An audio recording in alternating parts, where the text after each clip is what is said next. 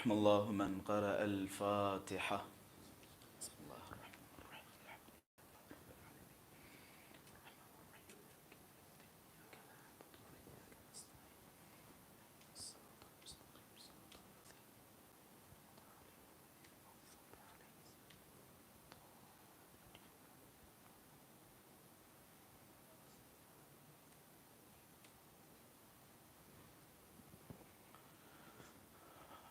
لا حول ولا قوة إلا بالله العلي العظيم. أعوذ بالله من الشيطان اللعين الرجيم. بسم الله الرحمن الرحيم. الحمد لله رب العالمين، والحمد لله الذي نور قلوبنا بمحبة علوية، والحمد لله الذي جعلنا من المتمسكين بولاية المرتضوية، والحمد لله الذي فرض مودته على العربية والعجمية وعلى مبلغ رسالاته الإلهية سيدنا ومولانا ومولى الثقلين جد الحسن والحسين أبي القاسم مصطفى محمد. اللهم صل على محمد اللهم صل وسلم وزد وبارك على صاحب الدعوة النبوية والصولة الحيدرية والعصمة الفاطمية والعلم الحسنية والشجاعة الحسينية والعبادة السجادية والمآثر الباقرية والآثار الجعفرية والعلوم الكاظمية والحجج الرضوية والجود التقوية والنقابة النقاوية والهيبة العسكرية والغيبة الإلهية الحجة القائمية صلوات الله وسلامه عليه أجمعين.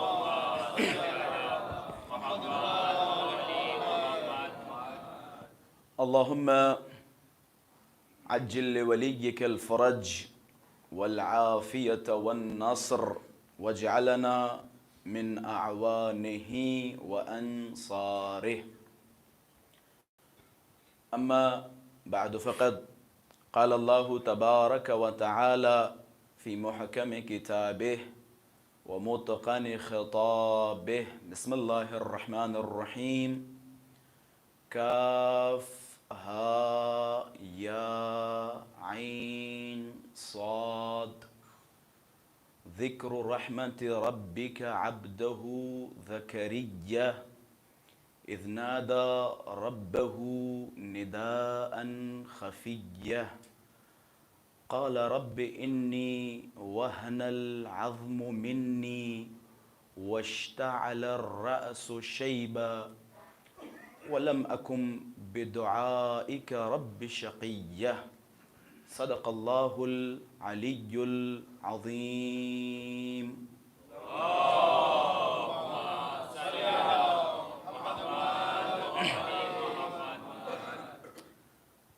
وجود ذلجود نازنین حضرت حجت عجل اللہ تعالی فرجہ الشریف کی سلامتی اور مولا کے ظہور میں تعجیل علماء کرام، ذاکرین کرام اور تمام شیعیان حیدر صفدر اور آپ سب اپنی سلامتی، اہل خانہ کی سلامتی کے لیے اور زوار ابا عبداللہ الحسین کی سلامتی کے لیے بابا سے بلند صلوات ہدیہ فرمائیں.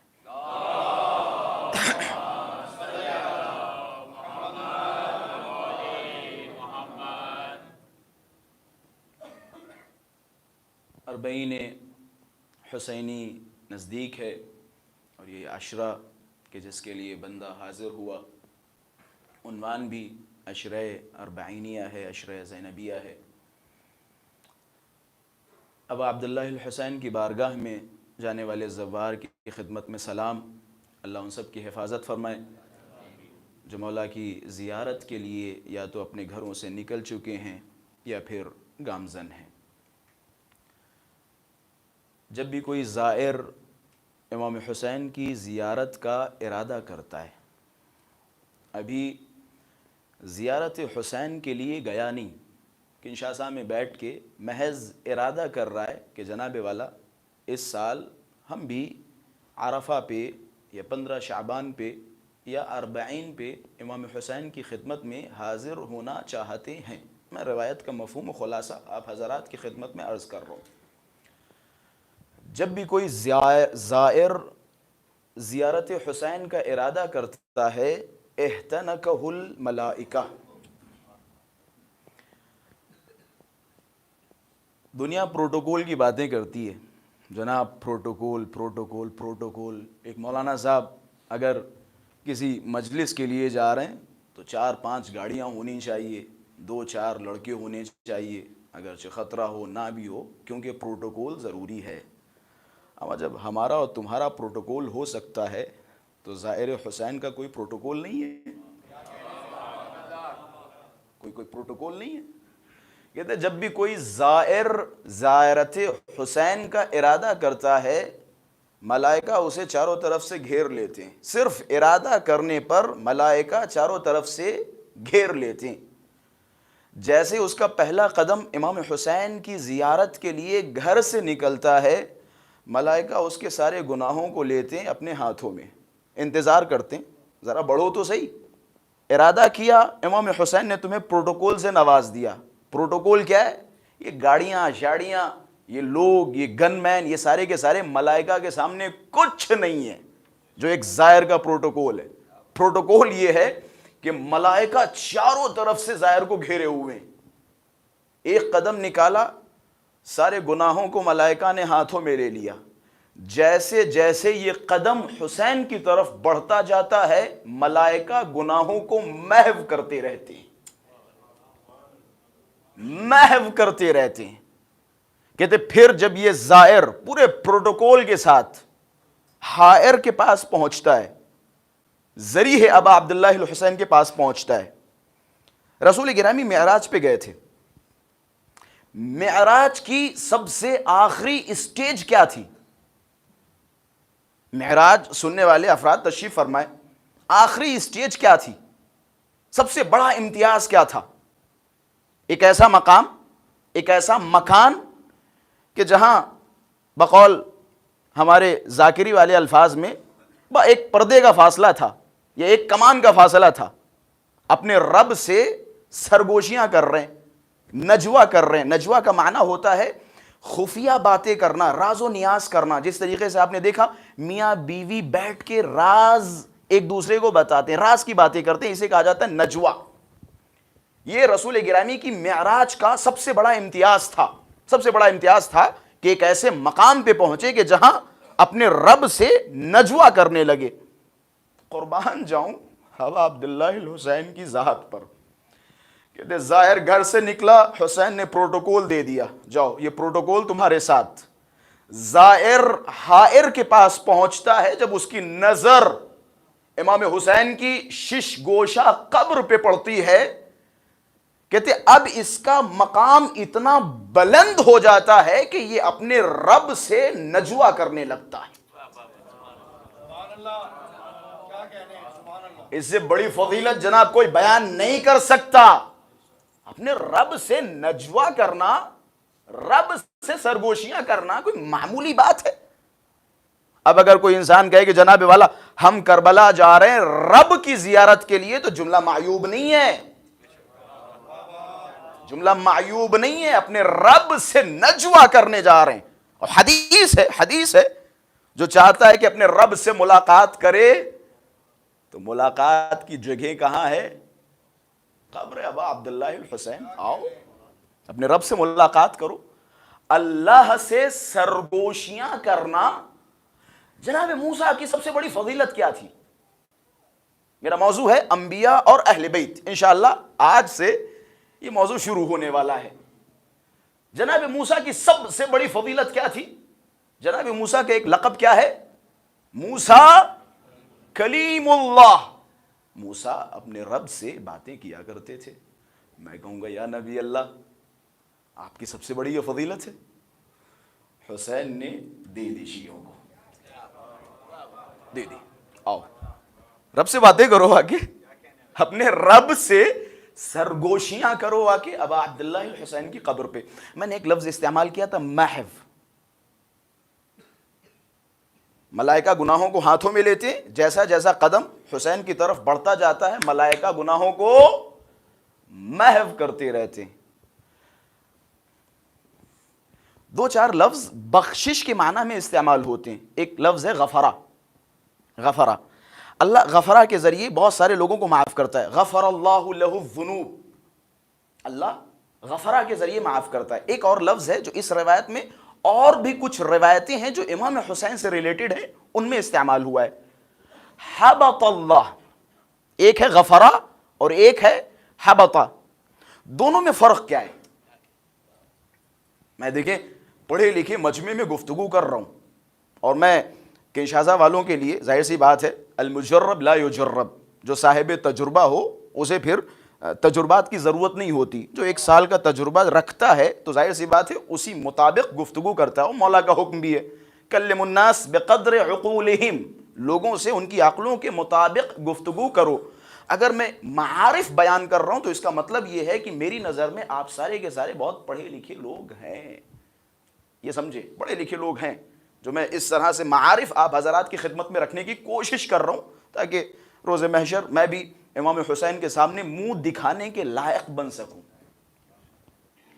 ایک ہے غفرہ جس کے ذریعے اللہ معاف کرتا ہے. جگہ جگہ لفظ غفرہ استعمال ہوتا ہے. غفر اللہ لہ الذنوب, استغفار, پروردگارہ مجھے معاف کر دے. لفظ غفرہ کے ساتھ اللہ معاف کر دے, جا اللہ نے معاف کر دیا, غفرہ معاف کر دیا. ایک ہے لفظ حبطہ. ان دونوں میں فرق کیا ہے؟ اس روایت میں لفظ استعمال غفرہ نہیں بلکہ حبطہ ہوا ہے. حبط اللہ لہ الذنوب, اللہ ان کے گناہوں کو حبط کر دیتا ہے. اگر زیارتوں پہ جاتے وقت یہ روایت یا یہ نتیجہ یاد آئے تو بندہ یہ حقیر کو اپنی دعاؤں میں ضرور یاد کیجئے گا. میں ایک مثال دوں گا تاکہ بچوں تک یہ باتیں پہنچ جائیں. آپ ایک لکڑی لیجئے, اس لکڑی میں کیلوں کو ٹھوک دیجئے. کیل دیکھیے آپ نے, کیل ٹھوکیے. یہ لکڑی ہو گئی آپ کا جسم, آپ کا وجود. یہ کیلیں ہو گئی ماشاء اللہ سے جو ہم گناہ انجام دیتے رہتے ہیں. یہ کیلیں ہو گئی ہمارے گناہ. لفظ غفرہ اور حبطہ کا فرق بیان کر رہا ہوں. لکڑی میں کیلیں ٹھوکیے, پھر میں کہوں جناب والا یہ جو کیلیں آپ نے لکڑی میں ٹھوکی ہیں ان کیلوں کو نکال لیجئے. کیلیں نکل گئی. یہ ہوا غفرہ, یہ ہوا غفرہ. تھوڑا سا ساتھ دے, مسکراہٹوں کے ذریعے ساتھ دے تاکہ میں یہ سمجھوں کہ بات پہنچ رہی ہے. ایک لکڑی لیجئے, اس میں کیلیں ٹھوکیے. میں کہوں جناب والا یہ کیلیں نکال دیجئے. کیلیں نکل گئی. یہ ہو گیا غفرہ. یعنی یہ لکڑی ہے تمہارا وجود, یہ کیلیں ہیں تمہارے گناہ, اللہ نے معاف کر دیا, کیلیں نکل گئی. گناہ معاف ہو گئے, کیلیں نکل گئی. سمپل لفظ غفرہ کو سمجھانے کے لیے سوال, جناب کیلیں تو نکلی ہیں لیکن وہ سوراخ جو لکڑی میں ان کیلوں کی وجہ سے ہوئے تھے, کیا وہ سوراخ ختم ہو گئے؟ کیا وہ سوراخ مٹ گئے؟ کیا اللہ نے معاف کر دیا؟ معاف کر دیا. لفظ غفرہ کے ذریعے معافی کی بات کر رہا ہوں. اللہ نے معاف کیا, لیکن وہ گناہ جو تم نے کیے تھے ان کے جراثیم اور ان کے اثرات تمہاری باڈی میں موجود ہیں. قربان جاؤں لفظ حبطہ پر. اللہ کہتا ہے زائر حسین کو اللہ غفرہ کے ذریعے نہیں حبطہ کے ذریعے معاف کرتا ہے. ایسے معاف کرتا ہے کہ جیسے تم نے گناہ کیا ہی نہیں. ایسے معاف کرتا ہے کہ جیسے تم نے گناہ کیا ہی نہیں. اللہم صلی علی محمد و آل محمد. ایسے معاف کرتا ہے کہ جیسے تم نے جناب والا لکڑی میں کیلیں ٹھوکی ہی نہیں. ایسے معاف کرتا ہے. اور میرے خیال سے اس موضوع پر دلیل کے طور پر ہزاروں روایتیں ہماری نظروں کے سامنے ہیں جو اس موضوع اور اس پر دلیل بن سکتی ہیں. فار ایگزامپل میں ایک حدیث سنا کے گزرتا چلوں.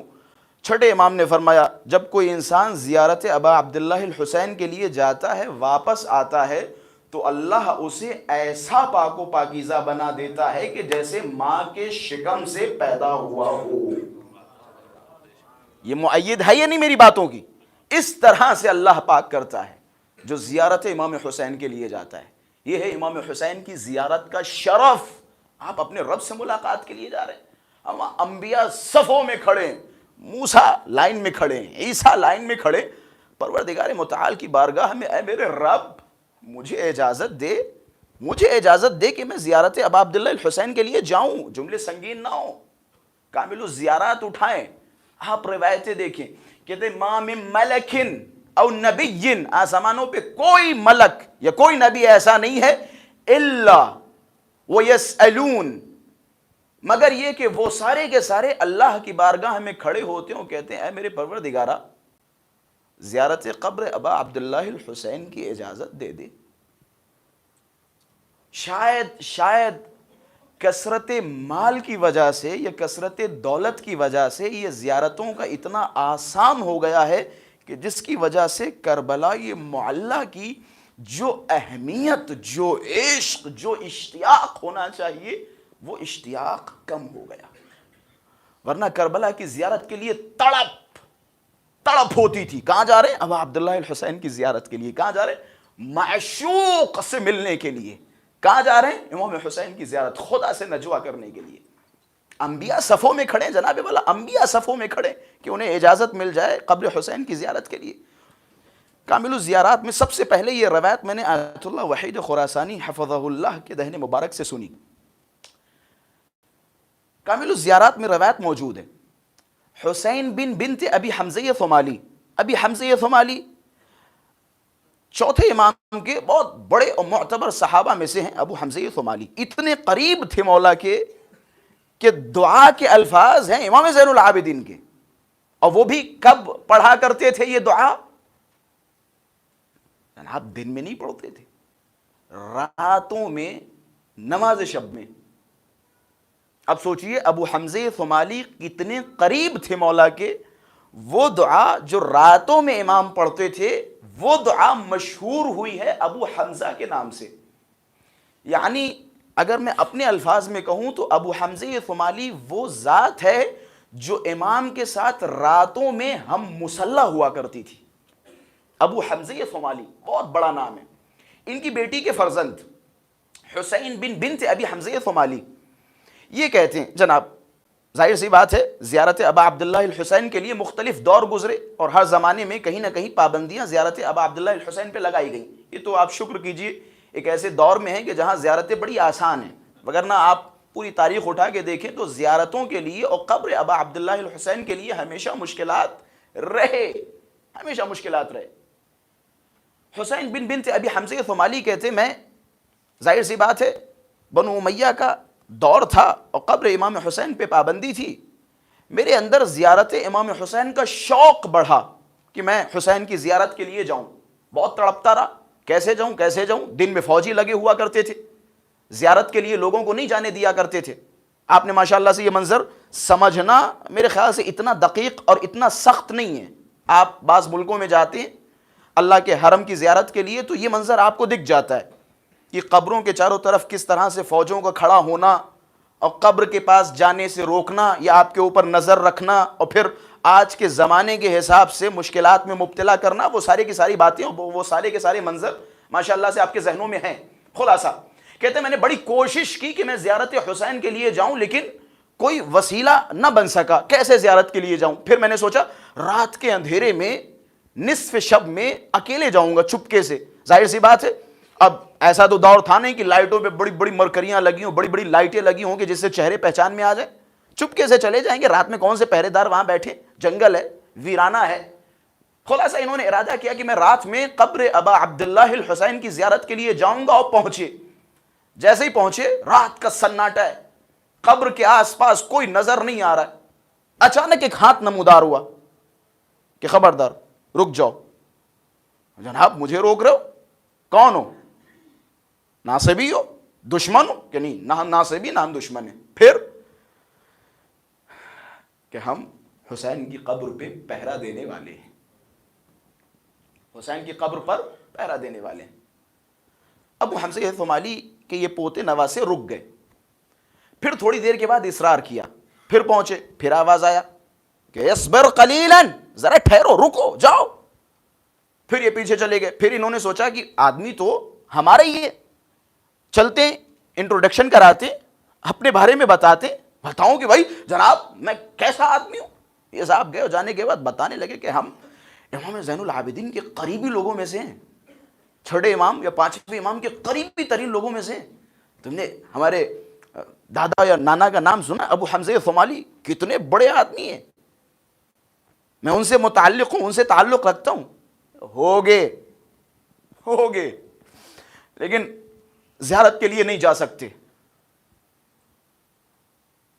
کہ کیا امام آئے ہوئے کہ نہیں، کہ پھر ایسی کون سی ازوات آئی ہوئی ہیں کہ جن کے پروٹوکول میں مثال کے طور پہ میں نہیں اندر جا سکتا، ہم مشہور مولا کے چاہنے والوں میں سے ہیں، پھر بھی ہمیں نہیں جانے دے رہو۔ بہت دیر تک انہیں روکا رہا، پھر انہوں نے التماس کی کہ بڑی مشکل سے بچتے بچاتے یہاں تک آیا ہوں، اب اگر ایسے مجھے روکے رہے تو فجر نمودار ہو جائے گی اور پھر میں زیارت حسین سے محروم ہو جاؤں گا، کہ روکے رہے۔ تھوڑی دیر کے بعد جب انہوں نے زیادہ اصرار کیا تو ملک آگے آیا اور آواز بلند ان سے خطاب کرتے ہوئے کہا اصبر قلیلا فإن موسى ابن عمران سأل الله تبارك وتعالى ان يأذن له في زيارة قبر الحسين۔ ذرا صبر کرو کہ موسیٰ بن عمران کئی عرصے سے زیارت حسین کے لیے التماس لے کے خدا کی بارگاہ میں بیٹھے تھے، آج اللہ نے موسیٰ کو زیارت کی اجازت دی، لہذا موسیٰ 70,000 ملائکہ کے ساتھ قبر حسین کی زیارت کے لیے آئے ہیں۔ موسیٰ 70,000 ملک کے ساتھ، فرشتوں کے ساتھ قبر حسین کی زیارت کے لیے آئے۔ جملہ نہ ہوتا تو میں بیان نہیں کرتا، ان کا جملہ ہے کہ سننے کے بعد فما قدرت علی المنطق، کہ میری عقل حیران و پریشان ہو گئی، قریب تھا کہ میں پاگل ہو جاؤں۔ کیسی باتیں کر رہے ہیں، موسیٰ قبر حسین کی زیارت کی اجازت لے رہے ہیں، کب سے حسین کی قبر کی اجازت ملی ہے زیارت کی، کہ قریب تھا کہ میری عقل زائل ہو جاتی، پاگل ہو جاؤں، دیوانہ ہو جاؤں۔ یہ معارف ابا عبداللہ الحسینی، یہ اللہ نے امتیاز دیا ہے، ملائکہ صفوں میں کھڑے ہیں کہ جناب والا اجازت مل جائے۔ وہ روز عاشورہ کے سارے مناظر آپ کے سامنے ہیں، کس طرح سے ملائکہ کی صفیں کھڑی ہیں، حسین ابن علی کی خدمت میں التماس کر رہے ہیں، التماس، اے میرے مولا، اے میرے آقا، مہربانی فرمائیں، اجازت دیں، ہم آپ کی مدد کے لیے حاضر ہیں، آپ اجازت دیں۔ اجنہ صفے لیے کھڑے کہ میرے مولا ہے، میرے آقا، اجازت دیجئے، یہ جو دشمن آپ کو مارنے کے لیے آئے، ایک چٹکی میں انہیں ہم نابود کر دیں گے، مولا اجازت دیجئے۔ یہ جملہ ہے اجنہ کی تاریخ کا خوبصورت ترین جملہ۔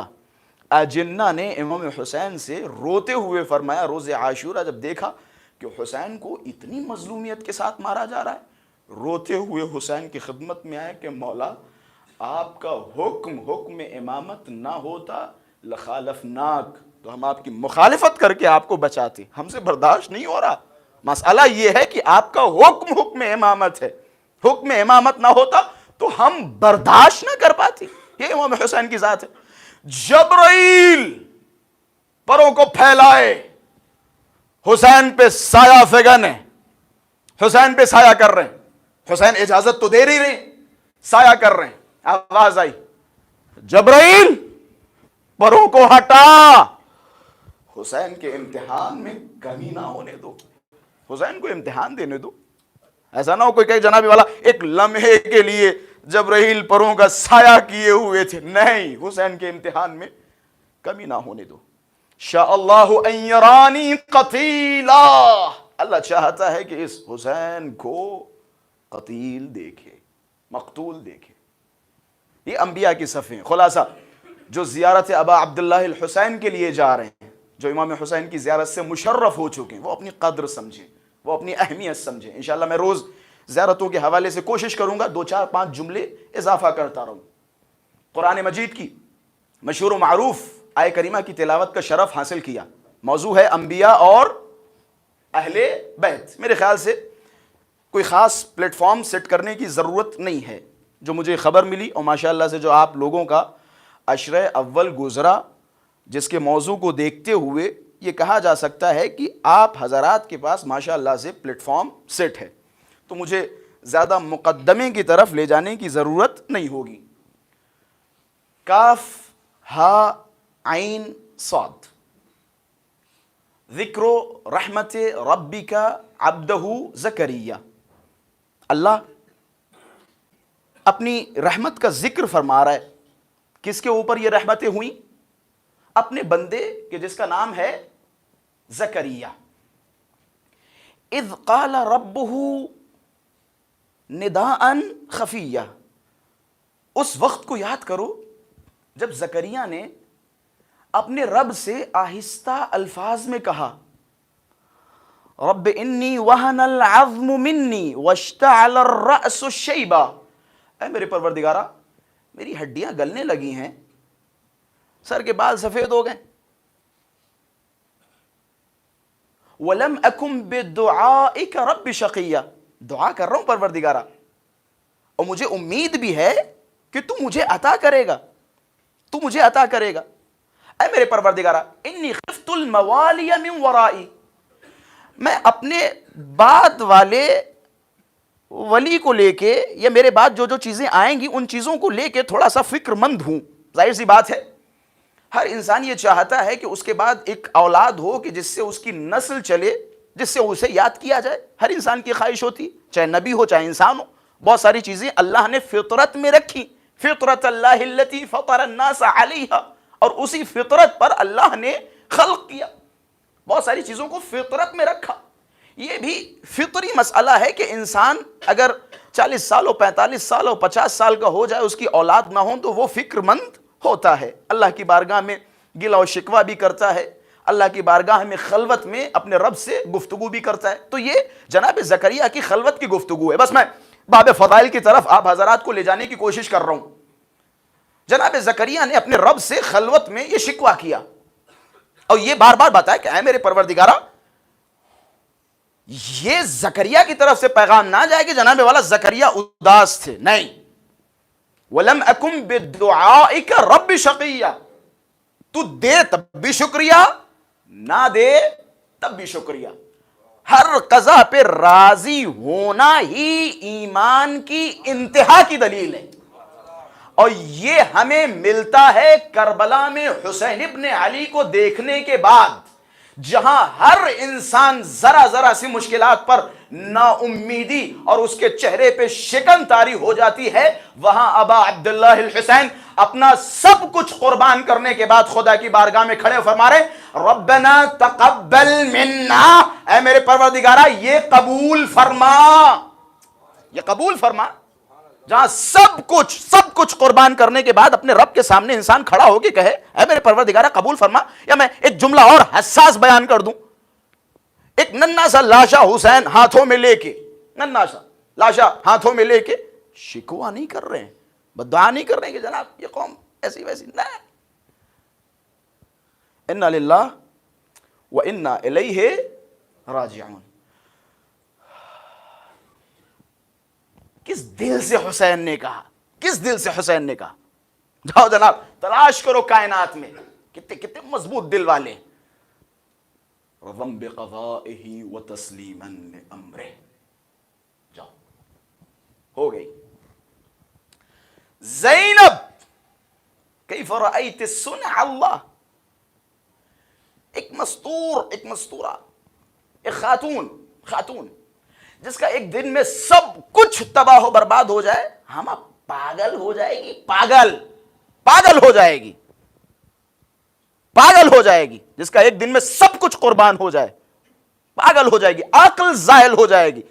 اگر دیکھنا ہو نا، اللہ سب کے جوانوں کو سلامت رکھے، کسی کا جوان بیٹا جاتا ہے نا، ماں کی حالت دیکھو، ماں کی حالت دیکھو، چار لوگ صرف ماں کو سنبھالنے میں لگے ہوتے ہیں، کچھ روتے نہیں ہیں، ان کا کام ہوتا ہے گھر والوں کو سنبھالنا۔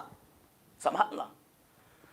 جس کا بھائی عباس جیسا ہو, جس کے بیٹے اکبر جیسے ہوں, اکبر جیسے ہوں, شہزادے ہوں, شہزادے اور محمد جیسے لاڈلے ہوں, چاند ہوں, قمر ہوں.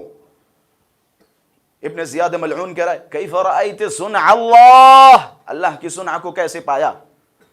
ایسے موقع پہ انسان کیا جواب دے گا. ایک خاتون غصے میں, میں کہتا ہوں ٹھیک ہے پاگل نہیں بھی ہوئی ہے نا, تو وہ غصے میں جھجلا کے اس کو جواب دے گی, الٹا جواب دے گی, حرامزادے کمینے تو نے مارا ہے, اس طرح کہ تو نے مارا ہے, تو اللہ کی طرف نسبت دے رہا ہے. ایسے نہیں, جناب زینب کو عقیلہ کہا جاتا ہے, صفت مشبہ ہے. عقیلہ, عاقل نہیں, عقیلہ, بہت زیادہ عقل رکھنے والی.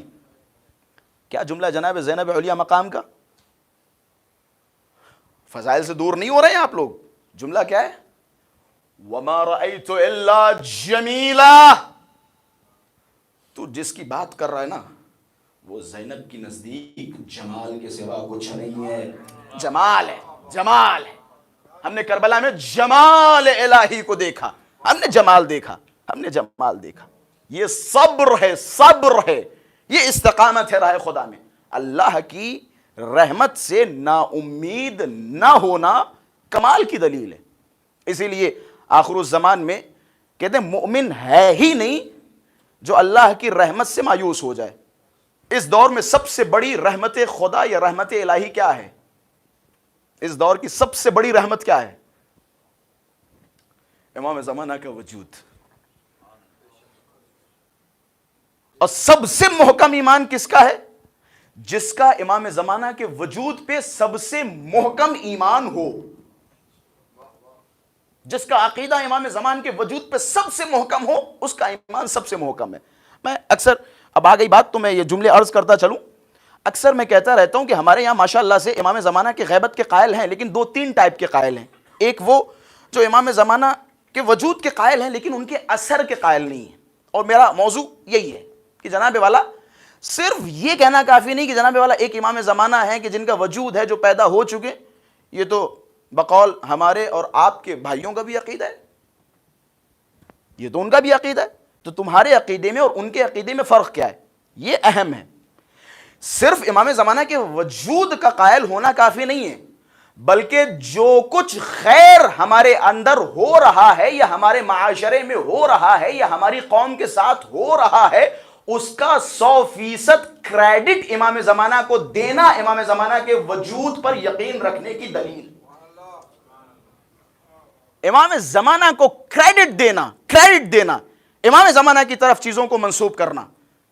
جناب اسلام کی عزت, مثال کے طور پہ زیغم صاحب کی وجہ سے اسلام زندہ ہے, اگر زیغم صاحب نہ ہوتے تو اسلام اب تک نابود ہو چکا ہوتا. شیعت کی پہچان زیغم صاحب ہے, زیغم صاحب کے اس امامے کی وجہ سے شیعت پہچانی جا رہی ہے. کہاں ہو عز الاسلام بالامام, اسلام کی عزت و آبرو امام کے وجود سے ہے, امام کے وجود سے.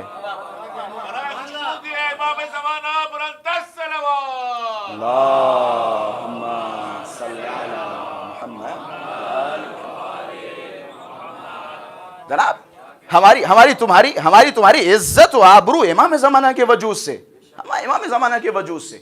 پتہ چلے جناب والا امام زمانہ کو ہی اگر کہہ دیا جائے کہ جناب ہمارے نام سے لعنت ہو ہم پر, ہمارے نام سے امام زمانہ کی پہچان, تو ایسے عقیدے پر اور ایسے نظریات پر امام زمانہ کے وجود سے سب پہچانے جاتے ہیں, امام زمانہ کے وجود سے. لہٰذا امام زمانہ کے حوالے سے تعطیل کا عقیدہ چھوڑیے, تعطیل کا عقیدہ چھوڑیے. میں زیادہ ڈیٹیل میں نہیں جانا چاہ رہا ہوں کیونکہ موضوع کچھ اور ہے. تعطیل یعنی چھٹی. ایسا لگتا نہیں ہے ہماری باتوں سے, ایسا نہیں لگتا ہے کہ ہم امام زمانہ کی چھٹی کے قائل ہیں. جب تک مثال کے طور پہ ایسا ہے تب تک ایسا ہوگا. اب آپ بھی نہیں سمجھ رہے تو میں کسے سمجھاؤں. جب تک یہ ہے تب تک یہ ہوگا. میں وہ جملے بھی کھل کے نہیں کہنا چاہ رہا ہوں, نہیں تو جناب والا وہ بھی پکڑ لیے جائیں گے. جب تک ایسا ہے تب تک ایسا ہوگا, جب تک یہ ہے تب تک یہ ہے. جناب آپ کیا ثابت کرنا چاہ رہے ہیں کہ امام زمانہ نعوذ باللہ کسی چھٹی پہ؟ جب تک امام نہیں ہے کب تک امام نہیں ہے؟ یہ جب تک کہاں سے آ گیا؟ یہ کہاں سے آ گیا جب تک؟ کہاں سے آ گیا؟ مطلب نعوذ باللہ نعوذ باللہ امام زمانہ کسی چھٹی پہ؟ عقیدہ تعطیل پیدا نہ کرو شیعوں کے درمیان. امام زمانہ کا وجود ہے، امام زمانہ کا اثر ہے، اثر ہے. مولا فرماتے ہیں ان غیر محملین بمراعاتکم، ہم جناب تم سے غافل نہیں ہیں. ہم اگر تم سے غافل ہو جائیں تو ہمارا دشمن تمہیں چیر پھاڑ ڈالے گا. سبحان اللہ.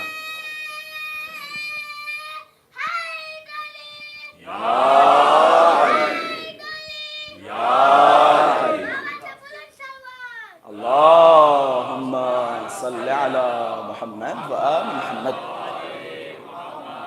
خلاصہ اللہ کی رحمت سے مایوس نہ ہو، اللہ کی رحمت سے مایوس نہ ہو. یہ شیعوں کا سب سے اہم فریضہ ہے، بالخصوص غیبت کے زمانے میں. ہمارے یہاں ایک زیارت دعا ہے، دعائے زمن الغیبہ. کوشش کریں ٹائم ملے تو یہ دعا ضرور پڑھیں غیبت کے دور میں. اسی دعا کا ایک لفظ ہے، اے میرے پروردگارہ اگر امام زمانہ کی غیبت طولانی ہو جائے تو غیبت کے طولانی ہونے کی وجہ سے ہمارے یقین کو کم نہ ہونے دینا. اسی زیارت کا جملہ ہے، کم نہ ہونے دینا. یہ جناب والا ایک صاحب نے، خیر وہ جملے میں نہیں نقل کرنا چاہتا ہوں، بعض اوقات ہوتا ہے ہاں اتنا سب کچھ ہو رہا ہے، اگر امام ہوتے تو اب تک کچھ کر چکے ہوتے. مثال کے طور پہ اگر کسی خطے میں ظلم ہو رہا ہے، اگر اللہ ہے، اگر امام زمانہ ہے، مثال دیتے اگر امام زمانہ ہیں تو اب تک تو امام زمانہ کو حفاظت کرنی چاہیے تھی، اب تک امام زمانہ کو ایسا کرنا چاہیے تھا، اب تک امام زمانہ کو نبی کچھ نہ کچھ بھیج کے کر دینا چاہیے تھا. میں نے کہا تمہاری نظر میں امام زمانہ بڑے ہیں یا خدا؟ تم امام زمانہ کی طرف بول کے کیا سمجھ رہے ہو؟ ہمارے عقیدوں کو کمزور کرو گے؟ ہم بھی تو وہی چیز تم سے کہہ سکتے ہیں، خدا ہے یا نہیں؟ اگر تمہارے مطابق دنیا کو چلانا ہو تو آپ خدا کی نعوذ باللہ چھٹی کرا کہ خود بیٹھ جائیے، اپنے مطابق دنیا چلائیے. وہ حکمت الہی، اللہ کی مصلحت ہے. کب کہاں کیا کرنا ہے، کس پہ کنکریاں بھیجنی ہے یا کس پہ نہیں بھیجنی، یہ اللہ کا کام ہے، اللہ کا کام ہے. اما کنکریاں منگوانے والا بھی تو ابو طالب جیسا ہو. یہ تو سن لیتے ہیں جناب والا کنکریاں آئیں، لیکن یہ بھی سوچو منگوائی کس نے. یہ اہم بات ہے، منگوائی کس نے؟ منگوانے والا بھی تو ابو طالب جیسا کوئی ہو. اللہ بھیجتا ہے لیکن منگوانے والا ابو طالب جیسا کوئی ہو. خلاصہ اللہ کی رحمت سے مایوس نہیں ہونا. ذکر رحمت ربک عبدہ زکریا، زکریا کی باتیں کر رہے ہیں. پھر کہہ رہے ہیں اے میرے پروردگارہ میری ہڈیاں کمزور ہو چکی ہیں، میں ضعیف ہو چکا ہوں. انی خفت الموالی من ورائی وامرأتی عاقرہ، میری بیوی بھی بانجھ ہو چکی ہے، میں بوڑھا ہو چکا ہوں، ہڈیاں گلنے لگی ہیں، بال سفید ہو چکے، میری عورت بھی، میری بیوی بھی بانجھ ہو چکی ہے. پھر بھی اللہ میں تیری بارگاہ میں اولاد چاہتا ہوں، ولی چاہتا ہوں، ایک بیٹا چاہتا ہوں. اللہ نے کہا اچھا میرا بندہ ہے زکریا، گھبراؤ نہیں. انا نبشرک بغلام اسمہ یحییٰ، اے زکریا میں تمہیں ایک بیٹا دوں گا کہ جس کا نام ہوگا یحییٰ. لم نجعل لہ من قبل سمیہ، ایک ایسا بیٹا کہ جس کا نام یحییٰ ہوگا اور وہ نام ہم نے اس سے پہلے کسی کا نہیں رکھا ہوگا، ایک دم تازہ نام ہے، اس سے پہلے کسی کا نام نہیں ہوگا، ایک ایسا بیٹا دوں گا. یہ اللہ نے وعدہ کیا اور جناب زکریا کو بیٹا دیا. موضوع کیا ہے؟ انبیاء اور اہل بیت. ایک دعا زکریا کی اور ایک دعا رسول اعظم کی. زکریا نے دعا مانگی پروردگارہ میں اپنے بعد کے مسائل کو لے کے گھبرا رہا ہوں، مجھے ایک بیٹا چاہیے، یہ ساری مجبوریاں میں نے بیان کر دی، میں بوڑھا بھی ہوں، میری بیوی بانجھ بھی ہے، لیکن اس کے باوجود مجھے اولاد چاہیے. ایک دعا زکریا کی ہے اور دوسری دعا ہے رسول گرامی کی. اسے بھی اللہ نے پورا کیا اور دوسری دعا کو بھی اللہ نے پورا کیا. اس دعا کو بھی بیٹا دے کے پوری کی، اس دعا کو بھی بیٹا پیش کر کے پوری کی. میں ربط دینے کی کوشش کر رہا ہوں اور یہیں سے اپنے موضوع کا آغاز کر رہا ہوں. زکریا نے دعا مانگی، اللہ نے یحییٰ کو دیا، یہ کہتے ہوئے کہ ہم نے اس سے پہلے یہ نام کسی کا نہیں رکھا۔ رسول گرامی نے ہاتھوں کو بلند کیا اور بلند کرنے کے بعد اللہ کی بارگاہ میں طلب کیا، اے میرے پروردگارا وَاجْعَلْ لِي مِن لَدُنْكَ سُلْطَانًا نَصِيرًا، اے میرے پروردگارا اپنی جانب سے مجھے ایک مددگار عطا فرما، اپنی جانب سے ایک مددگار عطا فرما۔ وہاں اللہ نے یحییٰ کو دیا، یہاں اللہ نے علی کو فاطمہ کی گود میں اتارا مددگار کی صورت میں۔ ایک اللہ نے یحییٰ بھیجا اور دوسرا اللہ نے علی بھیجا۔ ایک زکریا کی دعا قبول کی اور دوسری محمد مصطفیٰ کی دعا قبول کی، دونوں ولادتیں ہوئیں اور دونوں کا نام اللہ نے اپنی طرف سے رکھا۔ ایسا نہیں کہ جناب والا پیدا ہونے کے بعد لوگ آئے اور انہوں نے نام رکھا، نہیں، اللہ نے اپنی طرف سے رکھا۔ چھٹے امام نے فرمایا اشتق اللہ اسم علی من اسمہ، اللہ نے علی کے نام کو اپنے نام سے مشتق فرمایا، اپنے نام سے مشتق فرمایا۔ ٹھیک ہے جناب والا، پتہ یہ چلتا ہے کہ یہ دونوں نام اللہ تبارک و تعالیٰ کی طرف سے ہیں، لیکن دونوں میں فرق یہ ہے کہ ایک نام اللہ نے رکھا، دوسرا نام اللہ نے اپنا نام دیا۔ وَهُوَ الْعَلِيُّ الْعَظِيمُ، آیت الکرسی والو، علی اللہ کا نام ہے، اللہ نے اپنا نام دیا۔ جناب آگے بڑھیے، دونوں کی ولادتیں، ایک کی ولادت ہوئی لیکن یہ جو دوسرا نام ہے نا علی، اس کے ساتھ اللہ نے ایک اور امتیاز دیا۔ ایک تو اپنا نام دیا اپنے نام سے مشتق کر کے، دوسرا اسے اپنے گھر میں پیدا کیا، اپنے گھر میں پیدا کیا۔ یہ بھی جناب والا امیر المؤمنین کی ایک ممتاز صفت ہے، ممتاز صفت ہے کہ اللہ کے گھر میں پیدا ہونا۔ علماء کا اس بات پہ اتفاق ہے کہ خانہ کعبہ کے اندر علی کے سوا نہ کوئی وصی پیدا ہوا نہ کوئی نبی پیدا ہوا۔ یہ بہت بڑی فضیلت ہے کہ خانہ کعبہ میں علی کے سوا کسی کا پیدا نہ ہونا علی کا بہت بڑا امتیاز ہے۔ ٹھیک ہے، جب حضرت امیر علیہ الصلوۃ والسلام کی ولادت ہوئی نا، میں امتیاز بیان کر رہا ہوں یحییٰ اور حضرت امیر میں، جناب فاطمہ بنت اسد نے مولا کو اپنی گود میں لیا، 3 دن تک خانہ کعبہ کے اندر رہی، نہ کوئی گیا نہ اندر سے کوئی باہر آیا۔ جنت کے بہترین پھل آتے رہے جناب فاطمہ بنت اسد کے لیے، حوریں آتی رہیں اور بھی خواتین آتی رہیں جو جناب فاطمہ بنت اسد کا خیال رکھتی رہیں۔ 3 دن کے بعد ماشاءاللہ سے مختلف روایات کے ساتھ مختلف واقعات ہمارے ذہنوں تک پہنچے۔ جب فاطمہ بنت اسد خانہ کعبہ کے باہر آئیں، پشت کعبہ سے آواز آئی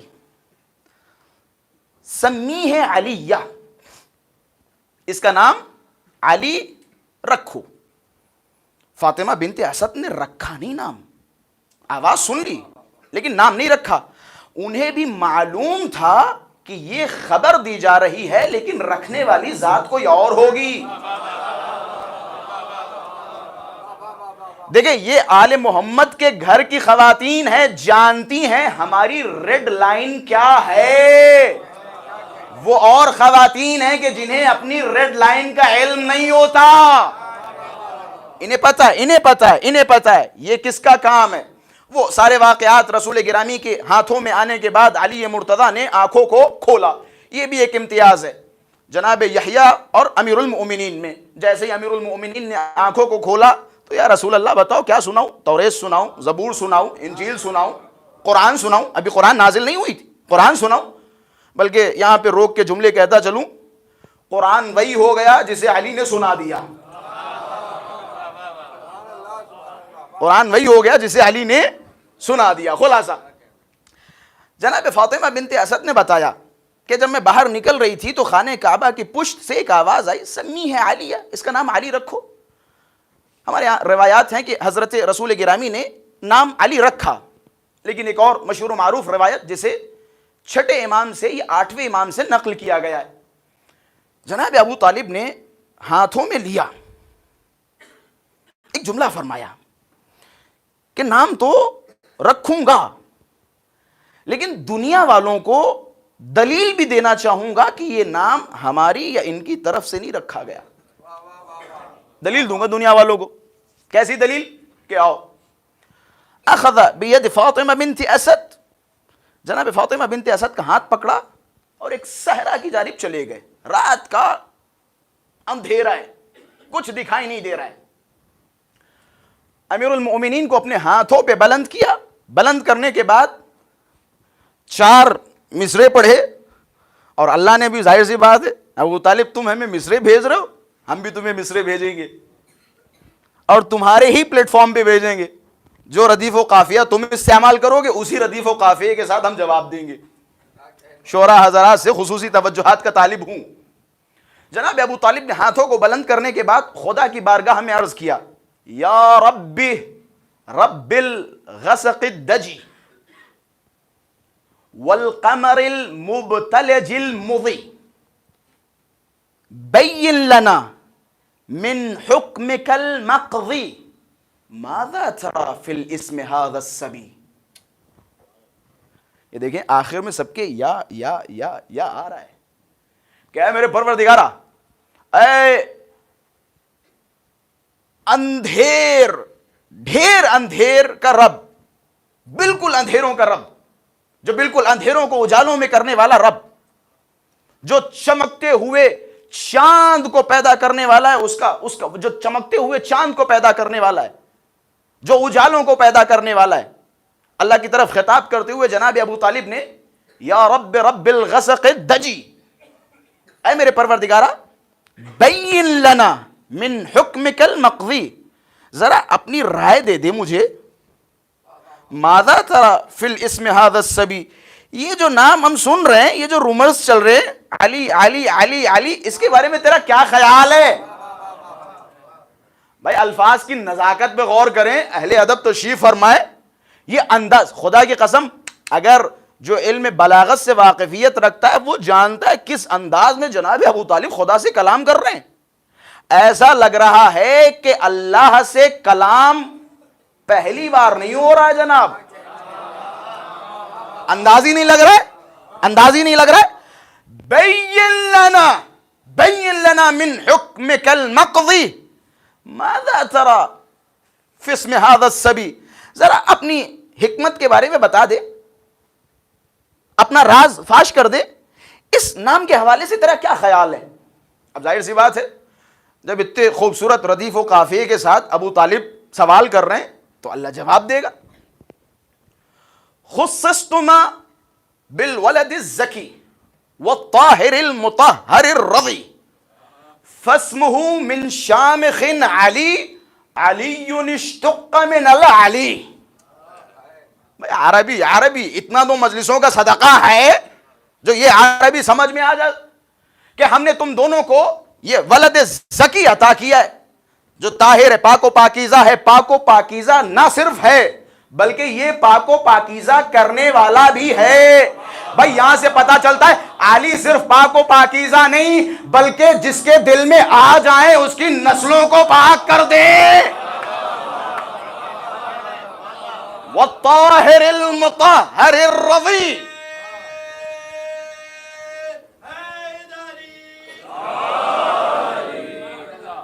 محمد وآل محمد صلوات.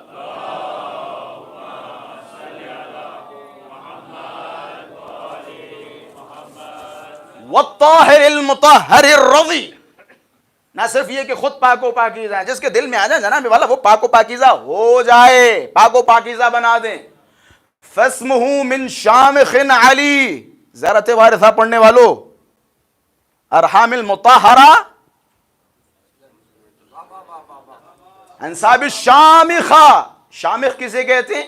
شامخ اس نسب کو کہا جاتا ہے جس نسب میں شروع سے آخر تک کوئی سر کسی بت کے سامنے نہ جھکا ہو. علی سے مقابلہ کر رہے ہو جناب والا. علی وہ ذات ہے کہ آدم سے لے کر علی تک اس پورے سلسلے میں کسی نے کسی بت کے سامنے سجدہ نہیں کیا. ایک طرف تو یہ ذات ہے، دوسری طرف ایسی ذات جو خود 40 سال تک بتوں کے سامنے سجدہ کرتی رہی، اس کا مقابلہ کر رہے ہو جناب والا. من شام اللہ کہہ رہا ہے ابو طالب ہم نے اس کا نام علی رکھا ہے. کون سا علی؟ علی اشتق من علی، وہ علی کہ جسے میں نے اپنے نام سے مشتق کیا، اپنے نام سے پیدا کیا. اچھا، جناب ابو طالب نے 4 مصروں کی صورت میں خدا کو مخاطب کیا. اللہ نے 4 مصروں کی صورت میں ابو طالب کو دے دیا جواب. ابو طالب نے یہی کہا تھا نا کہ ابھی میں نام نہیں رکھوں گا، نام اس طرح سے رکھوں گا اور اس انداز سے رکھوں گا کہ دنیا والوں کو یہ پتہ چل جائے کہ نام ہماری طرف سے نہیں ہے. دنیا والوں کو بتانا بھی تو ہے نام ہماری طرف سے نہیں ہے. بنا بر روایت 6 امام سے بھی ہے اور 8ویں امام سے بھی ہے کہ یہ جو توقی نازل ہوئی تھی آسمان سے، ہرے کلر کی توقی، اسے سینے سے لگایا. صبح کا جب سورج نمودار ہوا، جناب ابو طالب نے پڑھا مسکراتے ہوئے چہرے کے ساتھ، کیا کیا جائے گا جب اتنی خوبصورت توقی ہوگی. خانہ کعبہ میں پیدا ہوئے، جو توقی نازل ہوئی ابو طالب نے خانہ کعبہ پہ نصب کر دی، نصب کر دی خانہ کعبہ پہ. اور ہمارے یہاں روایات ہیں کہ یہ توقی خانہ کعبہ پہ مروانیوں کے زمانے تک نصب رہی. حجاج بن یوسف کا جب حملہ ہوا تو اس وقت، یہ سارے مورخین کے لکھے ہوئے جملے بیان کر رہا ہوں، کسی نے یہ نہیں لکھا کہ وہاں سے کسی نے نوچ کے پھینک دیا ہو، بلکہ سب نے یہ لکھا کہ حجاج بن یوسف کے حملے کے دوران کسی نے چوری کر لی. کسی نے چوری کر لی. یہ دیکھیں بچے چوری کا نام سنتے ہی بچوں کے چہروں پہ مسکراہٹ آ جاتی. چوری کی عادت نہیں گئی بھائی، ظاہر سے ہو کسی کا جملہ اللہ مغفرت فرمائے. چوری کی عادت نہیں گئی، توقی چوری کی گئی حجاج کے دور میں. خلاصہ ایک، اللہ نے علی ابن ابی طالب کو پیدا کیا اور علی ابن ابی طالب علیہ السلام کے اندر خصوصیات رکھے. دوسری طرف آپ نے جناب یحییٰ کو دیکھا. ٹھیک ہے، ایک جملہ روک کے کہتا چلوں تاکہ آنے والی مجالس میں زیادہ مدد مل سکے. یہ تصور نہ کیا جائے کہ جناب والا یہ جو صفات آل محمد کی بیان ہو رہی ہیں، یہ وہ صفات ہیں جو انبیاء میں پائی جاتی تھیں. انبیاء کی ساری صفات ان میں آئیں.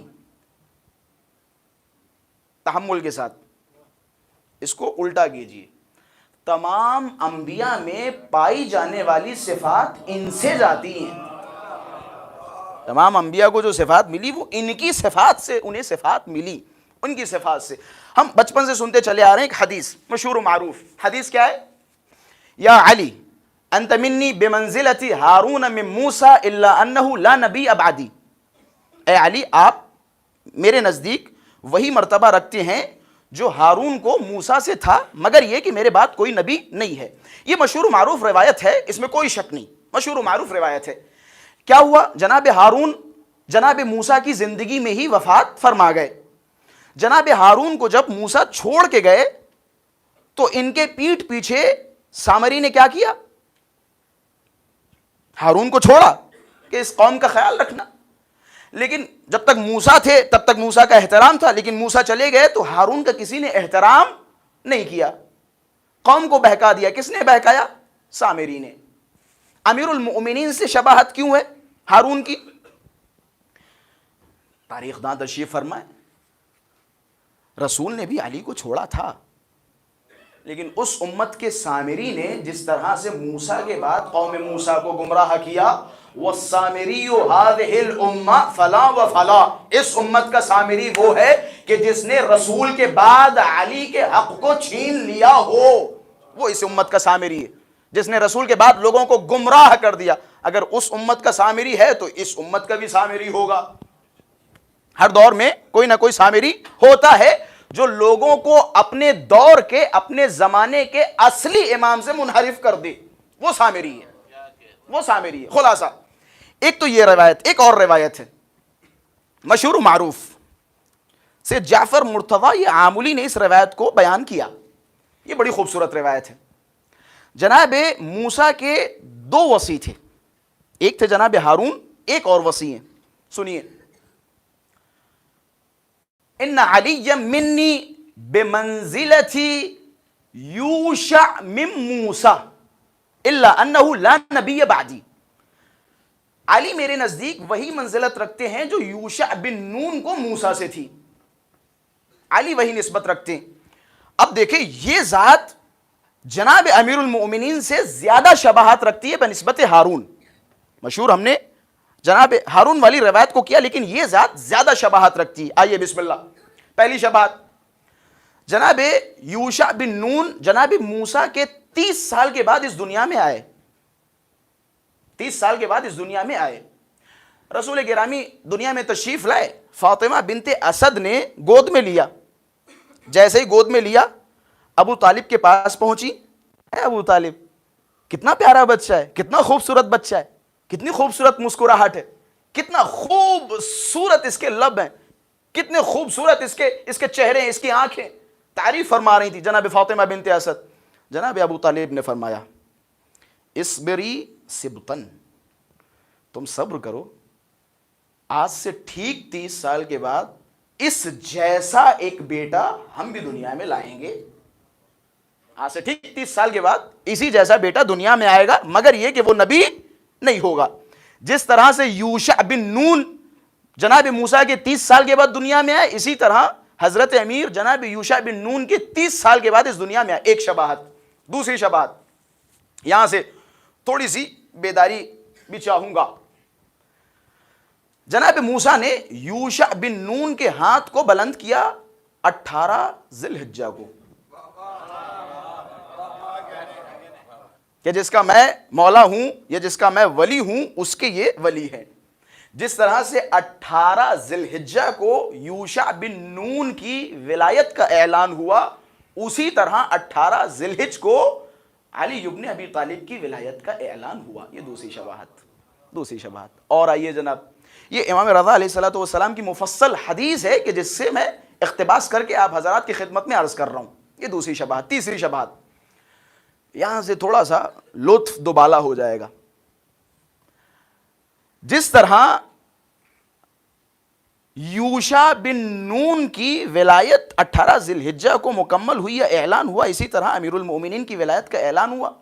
تیسری شباہت یہ ہے کہ جناب یوشع بن نون جب موسیٰ دنیا سے چلے گئے, حضرت موسیٰ دنیا سے چلے گئے, تو روایت کا لفظ ہے حتی مضت ثلاثۃ من الطواغیت. سبحان اللہ.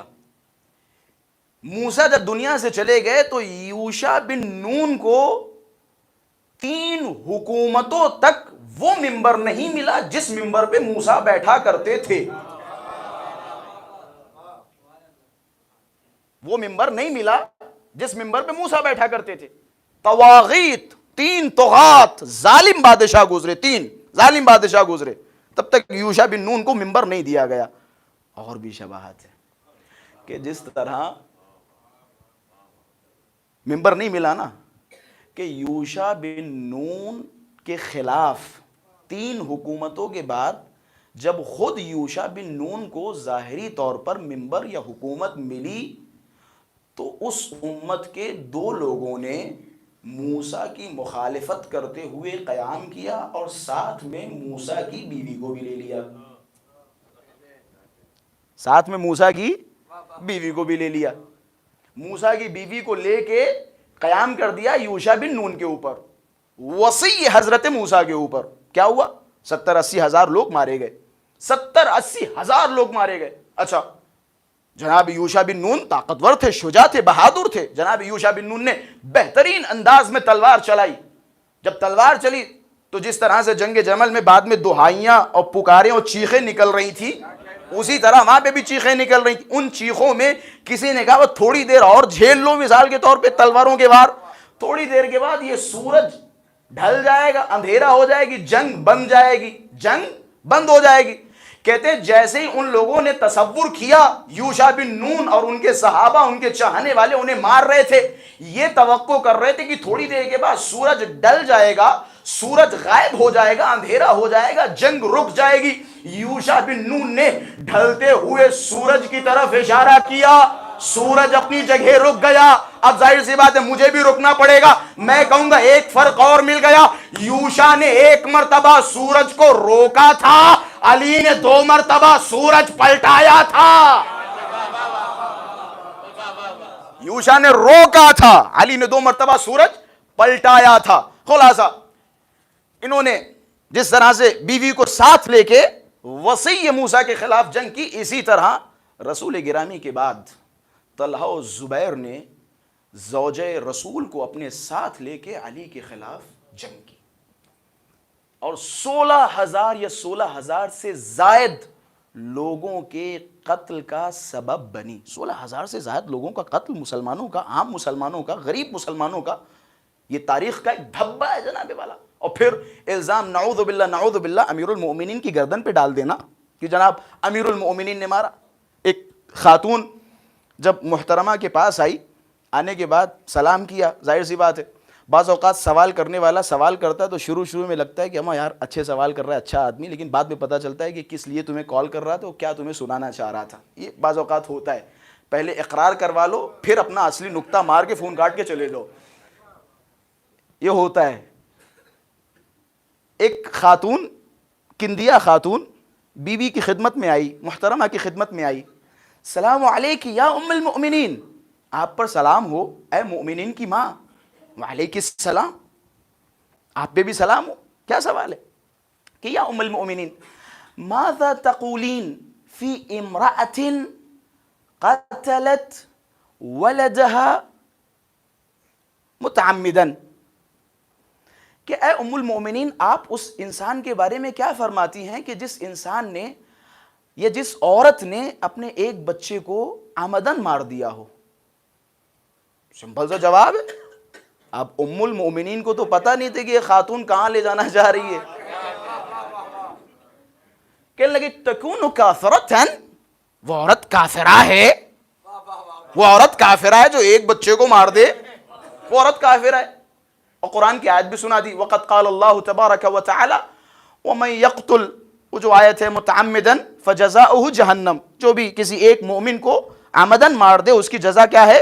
جہنم۔ اس نے صرف ہاں نہ میں جواب مانگا تھا، انہوں نے دلیل بھی دے دی، اس کی جگہ کیا ہے؟ جہنم میں۔ سبحان اللہ سبحان اللہ، بہت شکریہ محترم، بہت شکریہ، آپ نے بہت اچھا جواب دیا۔ اور کوئی سوال؟ جی ہاں ایک اور سوال ہے۔ عدد تو معلوم تھا کہ وہاں کتنے لوگ مارے گئے تھے۔ کہنے لگی فقالت کندیا نے کہا ماذا تقولین فی امرأۃ قتلت 16,000 ولدها الکبار المؤمنین، جس نے ایک بچے کو مارا، جواب تو مل گیا نا، تکون کافرتن، وہ کافرہ ہے جس نے ایک بچے کو عمدن مروا دیا ہو۔ ام المومنین اس کے بارے میں کیا فرمائیں گی کہ جس نے اپنی بڑی اولادوں میں سے 16,000 لوگوں کو مروا دیا ہو۔ روایت کا جو لفظ ہے، اس لفظ کے ترجمے سے استفادہ کیجئے گا، ففہمت، سمجھ گئی، سمجھ گئی، میں وہ لفظ حذف کر رہا ہوں، ففہمت، وہ سمجھ گئی کہ اس کا ارادہ کیا ہے۔ اچھا، سمجھنے کے بعد کیا کیا کہ باقاعدہ اس کے اوپر جھپٹی کہ یہاں سے نکل جا عدوۃ اللہ، تو اللہ کی دشمن ہے۔ وہ خاتون کہہ رہی میں نے تو کچھ نہیں کہا، میں نے تو سوال کیا تھا، لیکن وہ سمجھ گئی۔ خلاصہ جنہوں نے 16-17 مسلمانوں کو قتل کروایا ہو، اسی کی طرح ہے جس طرح سے جناب موسیٰ کی بیوی۔ یہ بھی ایک سبق ہے مسلمانوں کے لیے کہ جناب والا کسی نبی کی محض بیوی ہونا کوئی کمال نہیں رکھتا۔ ہمارے پاس کتنی دلیلیں، کتنے ایسے لوگ ہیں، کتنی ایسی پرسنالٹیز ہیں، کتنی ایسی شخصیات ہیں کہ جن کی بیویوں نے اسلام کا رخ بدلنے کی کوشش کی۔ انہی میں سے ایک ہی ہے کہ جنہوں نے اسلام کا رخ بدلنے کی کوشش کی۔ بس کہ جس طرح سے انہیں حق نہیں ملا، اسی طرح امیر المؤمنین کو رسول گرامی کے بعد حق نہیں دیا گیا۔ ماہ محرم میں ہم مصائب تو پڑھتے رہتے ہیں۔ مولا کا مشہور و معروف جملہ کہ یہ جو ہمارے لیے حسین کا غم ہے نا، روایت کا لفظ ہے، ذمہ داری کے ساتھ پڑھ رہا ہوں، یہ جو حسین کا غم ہے نا، اقرح جفوننا، جو عربی ادب سے واقف ہیں ان کے لیے یہ لفظ کافی ہے۔ مولا نے فرمایا حسین کی شہادت نے ہماری پلکوں کو زخمی کر دیا، غم حسین نے ہماری پلکوں کو زخمی کر دیا، ہماری پلکیں زخمی ہو گئی، اتنا ہم نے حسین ابن علی پہ گریہ کیا. ولیکن احراق الباب على زینب وفضہ وام کلثوم وفضہ وفاطمہ اضحى وحمر، کہ حسین کے غم نے ہماری پلکوں کو زخمی کر دیا. حسین کا غم ہمارے لیے بہت بڑا غم ہے، لیکن وہ غم اور وہ دن کہ جس دن ہماری جدہ فاطمہ پہ پہلو گرایا گیا، دروازہ گرایا گیا، وہ دن ہمارے لیے عاشور سے زیادہ تلخ ہے، عاشور سے زیادہ تلخ ہے. یہ جو کربلا میں آپ جلتی ہوئی آگ دیکھتے ہیں نا، آگ کربلا میں ہے، لیکن یہ آگ لگانے کے لیے شعلہ فاطمہ کے دروازے سے لایا گیا. تیر اصغر کے گلے پہ ہے، لیکن چلانے والا ثقیفہ سے تھا. یہ کوئی نئی بات نہیں ہے، نئی بات نہیں ہے. یہ بچوں کا قتل کیا جانا، بچوں کو بے رحمی سے مارا جانا، یہ کربلا سے نہیں بلکہ فاطمہ کے دروازے سے شروع ہوتا ہے. ایک لعین جب آگے بڑھ کے اپنی نحس پیر سے فاطمہ کے شکم پہ مارتا ہے، یا علی یا علی یا علی.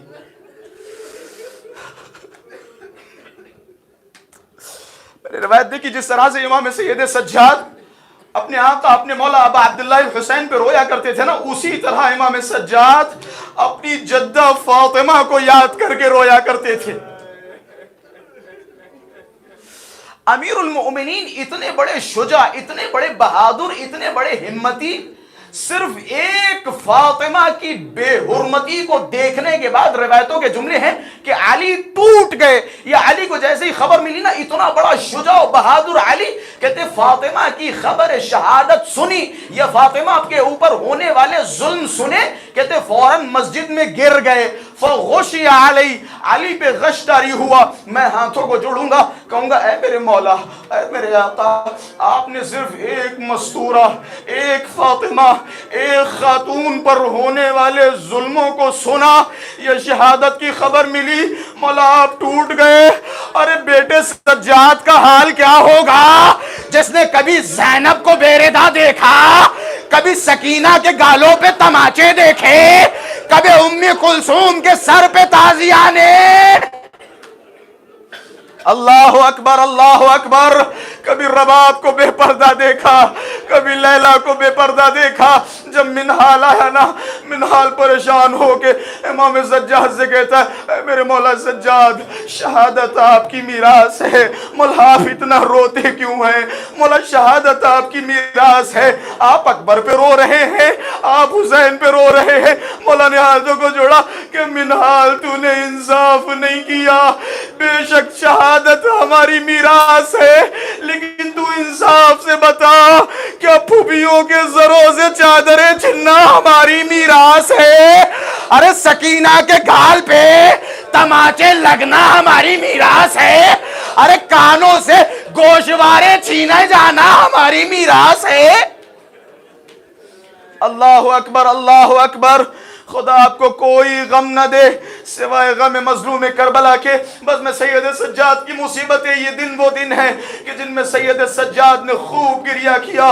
سید سجاد کبھی کوفہ جاتے ہیں، کبھی شام جاتے ہیں، مختلف حوادث پیش آتے ہیں. کہتے سید سجاد کربلا کے بعد کبھی کسی بازار میں نہیں جاتے تھے، خاص کر کسی گوشت کو نہیں دیکھا کرتے تھے. جب بھی کسی گوشت پہ نظر جاتی تھی نا تو سید سجاد کو کربلا کے زخموں کی یاد آ جاتی تھی. ارے وہ ٹاپوں کے تلے اور وہ گھوڑوں سے روندے ہوئے جسموں کی یاد آ جاتی تھی، وہ قاسم کے ٹکڑوں کی یاد آ جاتی تھی. کہتے ایک دن سید سجاد کسی بازار میں پہنچے نا تو سارے قصاب اپنے گوشت کو کپڑے سے ڈھک لیا کرتے تھے. ایک دن جب سید سجاد پہنچے تو کسی ایک قصائی نے گوشت کو کپڑے سے نہیں ڈھکا. امام جیسے ہی قریب پہنچے، امام زمین پہ بیٹھ گئے. کربلا کا منظر یاد آ گیا، رونے لگے. میرے بابا ایسے ہی لاشیں تھے نا کربلا میں. بابا ایسے ہی نہ میرا بھیا اکبر تڑپ رہا تھا، بابا ایسے ہی قاسم تڑپ رہے تھے، جن کے ٹکڑے ہواؤں میں پرواز کر رہے تھے، ہاتھوں کو جوڑا، قصائی دوڑتا ہوا گیا، اپنے گوشت کو چھپا دیا، مولا سے معافی مانگی کہ مولا مجھے معاف کر دے، میں بھول گیا تھا اس گوشت کو چھپانا۔ مولا نے فرمایا کوئی بات نہیں، تو بھول گیا تھا، بس اتنا بتا دے جب تو نے اسے ذبح کیا تھا۔ آپ کی آوازوں پہ رحمت نازل فرمائے۔ آپ نے کربلا دیکھی نہیں، آپ نے نہیں دیکھا، آپ نے اکبر کے کلیجے میں برچھی نہیں دیکھی، آپ نے اصغر کے گلے میں سے شعبہ تیر نہیں دیکھا، اما جب آپ نے سن کے برداشت نہ کر پایا پھر سوال نہ کرنا سجاد پوری زندگی روتے کیوں رہے، پوری عمر کیوں روتے رہے؟ امام نے فرمایا ذرا یہ بتا، جب تو نے اس جانور کو ذبح کیا تھا، اسے پانی پلایا تھا؟ ہاتھوں کو جوڑا کہ مولا میں نے پانی پلایا تھا۔ کہ اس جانور کو ذبح کیا تھا؟ تیرا چاقو تیز تھا؟ کہ مولا چاقو تیز تھا۔ کہ جانور کو جب ذبح کیا تو کیا کوئی جانور کھڑا دیکھ تو نہیں رہا تھا؟ کہ مولا سارے جانوروں کو میں نے ہٹا دیا تھا، کوئی جانور اسے نہیں دیکھ رہا تھا۔ بھائی اتنا سنا سجاد تڑپ گئے، کربلا کا رخ کیا کہ اے میرے بابا تو کتنا مظلوم ہے، ارے تجھے ذبح کیا پانی نہ پلایا، بابا ذبح کیا، اماں زینب کھڑی دیکھ رہی تھی، بابا جب آپ کو ذبح کیا شمر کا خنجر کند تھا، 12 ضربوں میں خنجر سے سر کو جدا کیا، اماں فاطمہ چلا رہی تھی اے شمر ذرا آہستہ چلا، میں ماں ہوں، چکیا پیس پیس کے پالا ہے، بڑے لاڑ و پیار سے۔